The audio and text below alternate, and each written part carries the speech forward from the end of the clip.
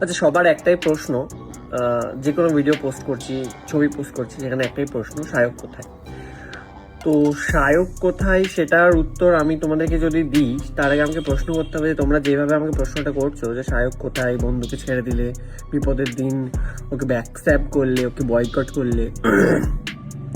আচ্ছা, আমাকে একটা কথা বলুন তো, যে আমার আর অনন্যার যদি কোনো ডেট থাকে, বা আমার আর অনন্যার যদি কোনো আইবুড়ো ভাত থাকে, যেখানে কি সবসময় এর আগে যতগুলো ভিডিও দেখেছো সবসময় কি সায়ক থাকতো?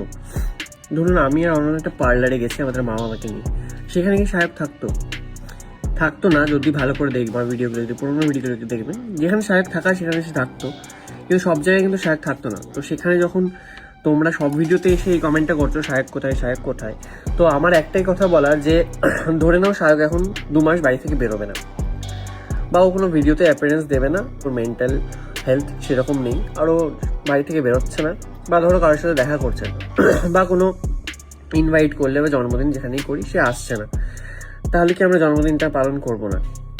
আচ্ছা, 1 মাস বাদে তো আমার বিয়ে, 1 মাসও নয়, আর 1 মাস সময়ও নেই। তো এখন যদি 1 মাসও বাড়ি থেকে না বেরোই, তাহলে কি আমি আমার বিয়েটা ক্যান্সেল করে দেবো?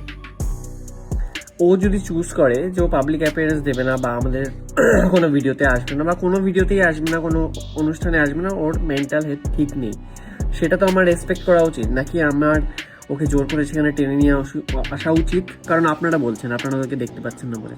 যখন সময় আসবে তখন ও নিশ্চয়ই ফিরে আসবে, এবং তখন আপনারা ওকে আবার দেখতে পাবেন অবশ্যই।